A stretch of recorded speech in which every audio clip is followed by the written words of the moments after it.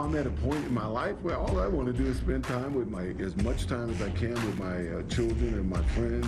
O.J. Simpson makes his case to a Nevada parole board. I've done my time.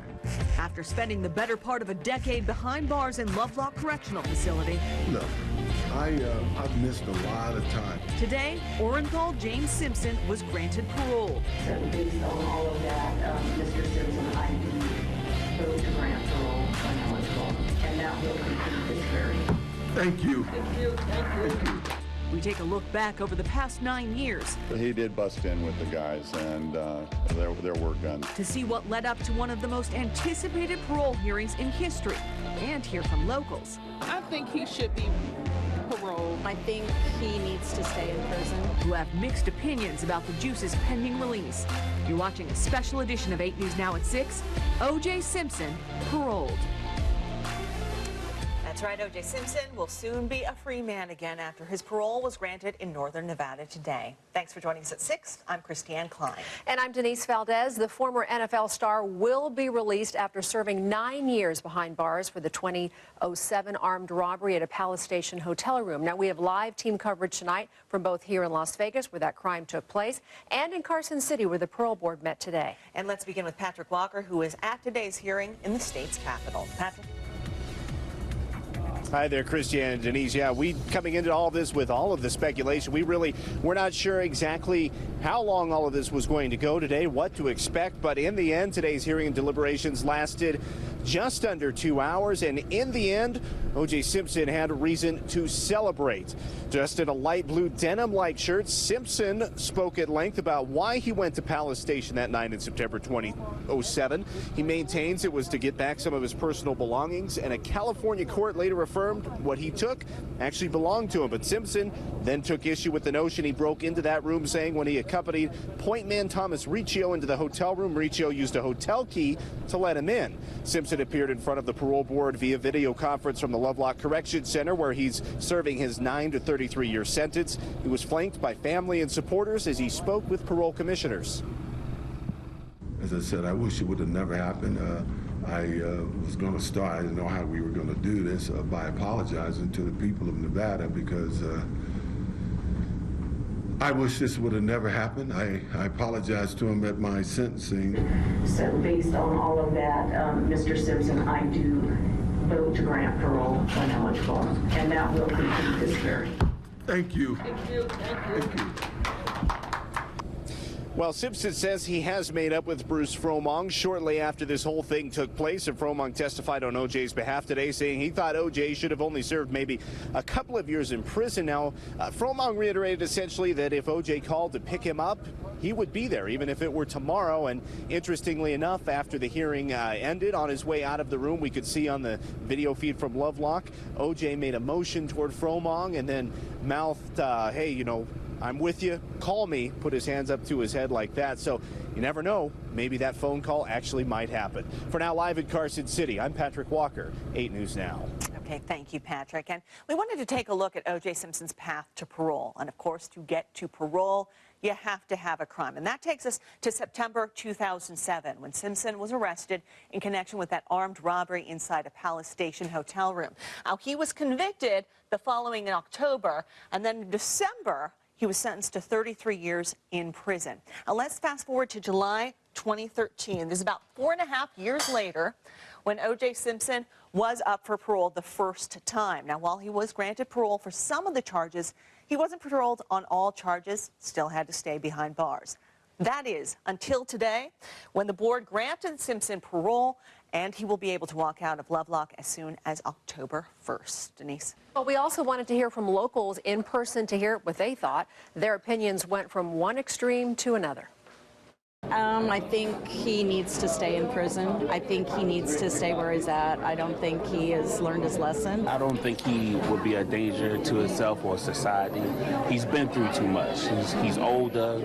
He wants to go home and see his family and just spend the rest of his days peaceful.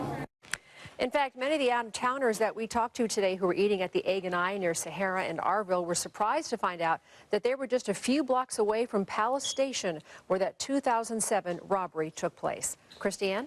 And joining us in studio tonight is the man who put O.J. Simpson in prison back in 2008.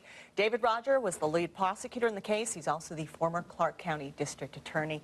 Thank you for joining us today. My pleasure. Thank you. I know you are in very, very, very high demand right now. You famously offered him a few different plea deals.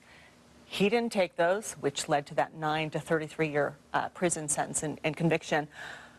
We heard from so many people today bringing up that 1995 acquittal. So many people saying, the man got away with murder, keep him in the Nevada prison system. Looking back, how much of this sentence do you believe was due to that acquittal in 1995? You know, it's tough to say. I can't read the judge's mind, but you have to understand that he was convicted of some serious charges. Kidnapping, which carried a life term. The judge didn't give him the life term. Couple counts of robbery with you, so he was not getting probation, that's for sure. Now, did he get a little extra? Perhaps, but I don't know the judge's motivation. You heard him today in that parole hearing. Were you surprised by anything he said? I was surprised at the hearing itself. You know, going in, I thought he had a pretty good chance at parole. All he had to do was say a few words, let his attorney do the talking, and shut up. But he rambled on. He contradicted the evidence.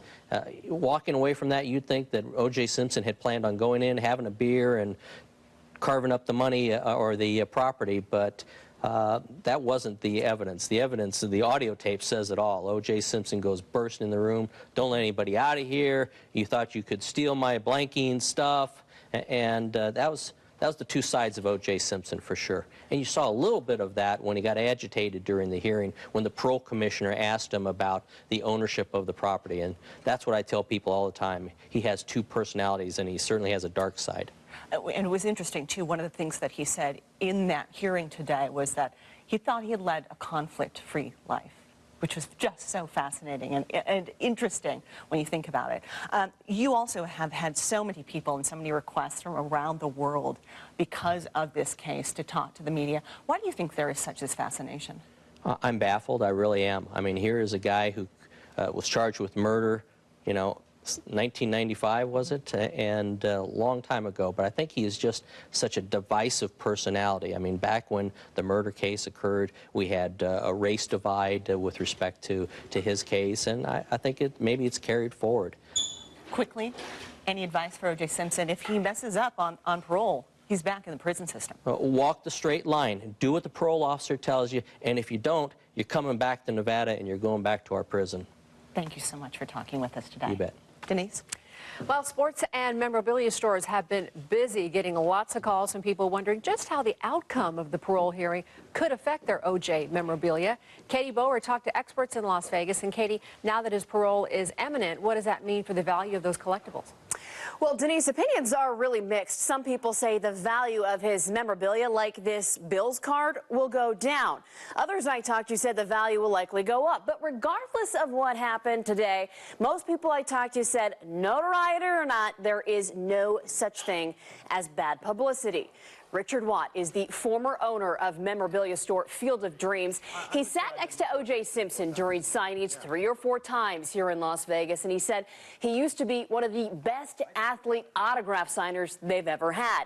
Now, he also said that O.J. was very charming and definitely had a following even today. I called memorabilia stores across the valley. Some of them carry his cards.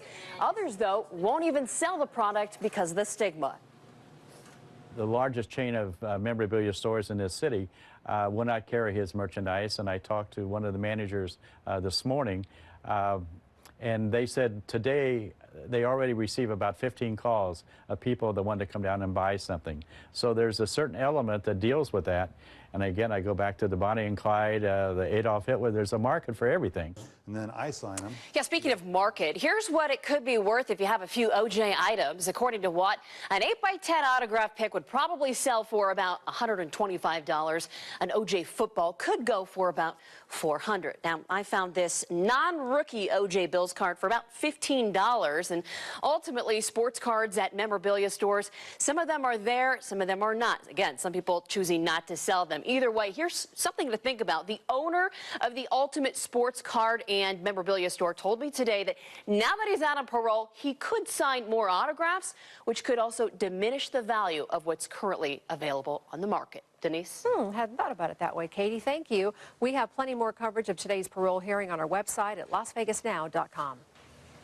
Well, it's not just OJ. We're also talking about the weather today. Still have that mugginess in the air, but I'm hoping it's going to dry out a little bit again soon there, Ted. Your wish is going to happen, actually, Christiane. We're going to start to dry out the atmosphere just a little bit, but this is how quiet it was weather-wise. No watches, no warnings, no weather alerts. Good to see that after these past few days, we've had plenty of warnings. But that humidity still sticks around. 21%, dew point 52 degrees, shows you the air is a little more saturated. You feel it outside. 99 degrees at the south. We're still in those 90s, and that may be our high for the day today. We did have plenty of cloud cover, and you saw that this morning. That suppressed all that thunderstorm activity from actually happening. But since it's sunnier out in east of us into Mojave County, of course, we saw plenty of thunderstorms there. We had one isolated cell that actually brought us some showers, light activity way off at Summerlin, but that now has moved on. Temperatures for tonight, 90s, partly cloudy skies for tonight. Temperatures will be warm and also a little sticky with that humidity. But we have more storms headed our way. We'll pinpoint when coming up in just a few. Back over to you. Sounds good, Ted. Well, still ahead on the Valley's news later, Michelle Mortensen puts a new product to the test. She is testing out. It's a new genetic test that claims to tell how well you are aging. We'll find out if it works coming up after the break.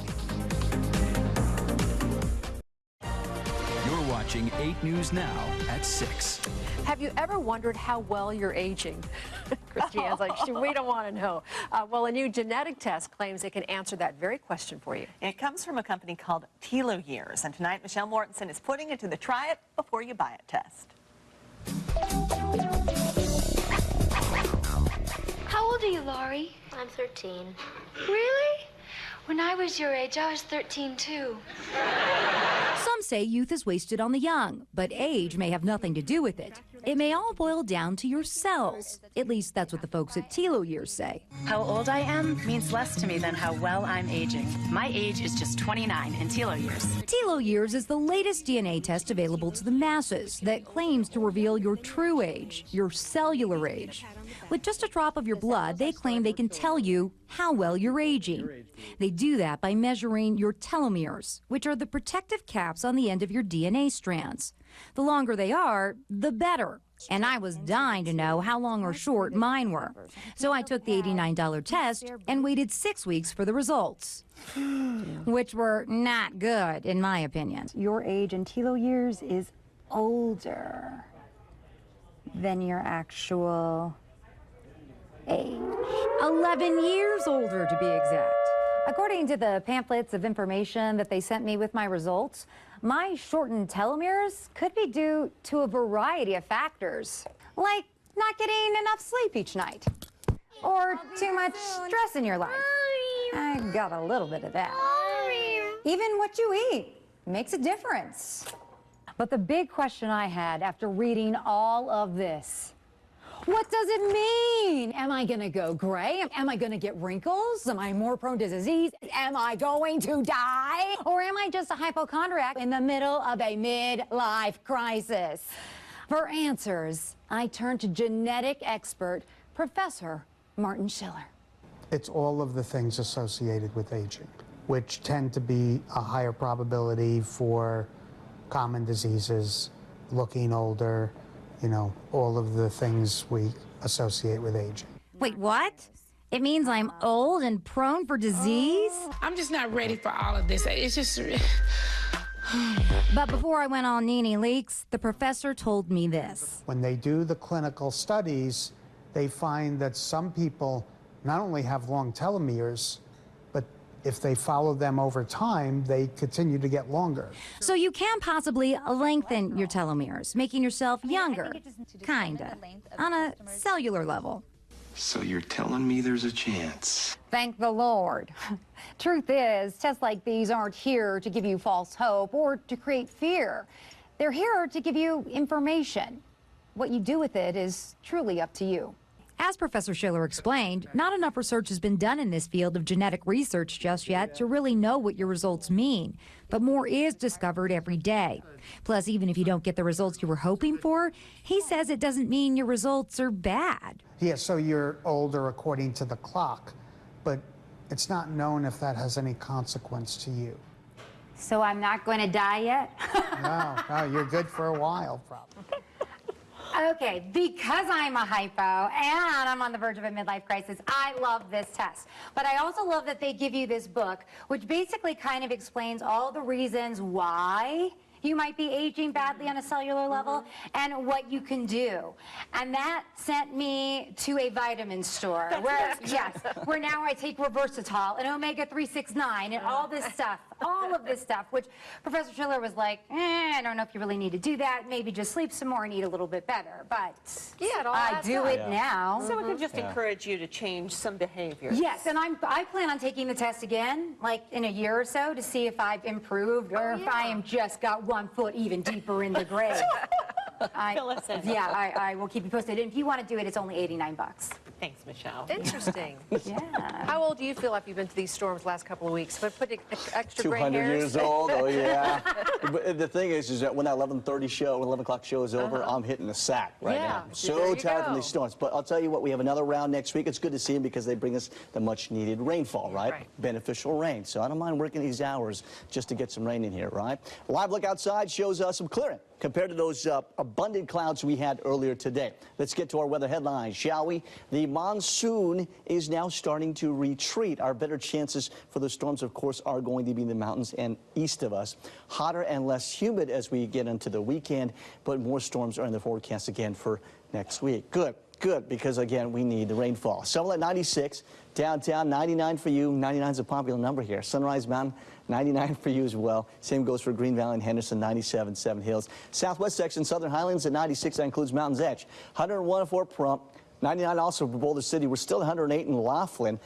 Meanwhile, if you thought it was hot here, add that dew point even higher for Kansas City and Oklahoma. Their humidity is at 56%, so they feel like 104 out there. Oklahoma City, 94 degrees. They've got heat warnings also out in the Mid-Atlantic with D.C. at 100 and New York coming in at 97 degrees. It's smoking out there. Satellite radar shows, again, all that moisture, low-level moisture firmly entrenched here in Mojave County in Arizona. That's why you've seen a lot of storms fire up there lately, and that's where they were at for the day today. We had clouds over us, and we have this little drier flow coming in from the southwest that's suppressing a lot of moisture east of us, and that will be the case for the next few days here. Our better chances, again, will return later on next week. I should say early on next week, where we'll see those gates open to those thunderstorms again. 84 for overnight low, partly cloudy skies, humid tonight. Your forecast for tomorrow will be back at triple digits, 104 degrees. Mostly sunny. That puts us right near average. And in fact, as we get through the week, we'll see those numbers start to go up just a little bit for the weekend. But guys, I don't see a huge heat wave happening. I mean, humidity goes up, but at least we keep those 110s away, officially at least, for now. Of course, we also have our Ask Ted coming up in the 6:30 hour. There's a year-round school, so there's year-round Ask Ted, just so you know. Thanks, Ted. You got it. All right, the city of Las Vegas just approved a pro soccer team this week, and they're not wasting any time putting it all together. Yeah, hiring staff, players, and coaches. Chris Matthews caught up with the owner of the new franchise. You know, it's really, you think the night season's right around the corner. These guys are going to start their season in February, and they were just announced, so they got to go out and get some players and coaches and all that, and get ready for the spring opening at Cashman Field. Hey, we talked to the owner of the club. Interesting stuff ahead. Plus, former Rebels in the Open Championship in England, plus some great golf shots. Look at this one here. That's a great camera angle. More next here on Channel 8.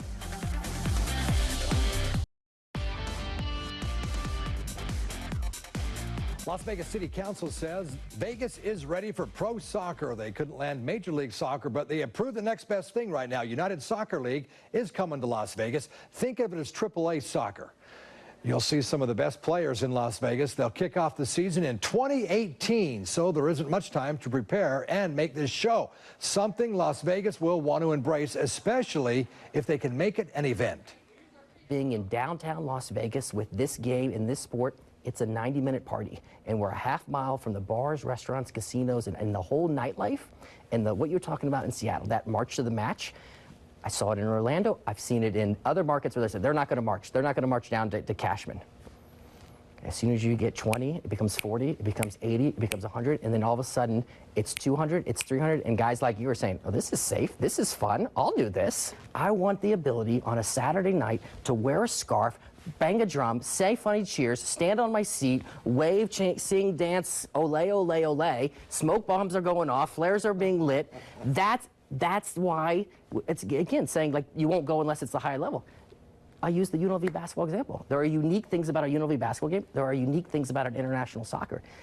All right, all the games will be played at Cashman Field, and Brett will be responsible for changing over and all those costs from the 51s to soccer, like taking out the mound and covering the infield with grass. He's hoping the baseball team moves sooner than later to that new home out there in Summerlin. Golfers are having a blast at the Open Championship. The major got underway while most of us were fast asleep last night, round 1 in the books. Royal Birkdale is hosting the best golfers in the world. One of them, former Rebel Charlie Hoffman, knocked down a couple of great shots here. There he is again. Terrific outing for Charlie Hoffman. He's right there, co-leader for a while. He's 2 off the lead at 3 under par. Adam Scott is 1 under Ryan Moore at +4. Matt Kuchar, the talk of Southport after matching the best front nine in tourney history, fired a 29 on that front nine, tied the record set 91. He shares the lead with Jordan Spieth and U.S. Open champion Brooke Koepka. One of the great shots early on. Look at that camera angle and the terrific shot into the hole. From the sand. They're all right there tied at 5 under. And you check out some of the fashion statements from these guys. Look at Jason Day wearing those high-top basketball Nike shoes. And then right here, Justin Thomas going formal with the tie and the button-up sweater. John Daly, always colorful with the mosaic. Too many colors on those pants to count right there. And Jordan Spieth, stunning with that puffy vest right there. Hey, let's check out some baseball now. Nearly every day we talk about a Las Vegan doing something special in baseball. Today, Durango High grad Tommy Pham, he makes the list. His Cardinals visiting the Mets, and here's Pham, and he drives one all the way to the wall, and he's not yet finished because in the 8th, the Las Vegan, time to send one over the wall. This time he does right here, over the fence, lifting the Cardinals to a 2-1 lead. His 13th home run of the season, 3rd versus the Mets. You know, last year he spent a little time in AAA. Said didn't belong there. Maybe he's true. How about Jose Reyes, though? One of the fastest players in the game, beats out the throw to first, drives in the game-winning single as the Mets do beat the Cards 3-2. Hey, if you're interested, Christiane, tickets for the Mayweather-McGregor fight are on sale the 24th at 10 a.m., but you have to apply through Ticketmaster verified fan to ensure the opportunity to get those tickets. Now, once you apply, if you're lucky enough, you'll get a code. No code, no tickets, but you're limited to 2 tickets per code. If you're interested, check out Ticketmaster Verified Fan because the deadline to register for those tickets is tonight at 10 o'clock. And then I just have to sell my house. Yeah, I mean, we didn't say about coming up with the money. You just got to verify and get registered. At least you got a shot. Well, thanks anyway, Chris. Yeah, okay.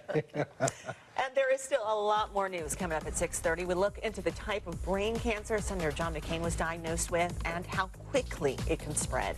Plus, will the Hyperloop become reality?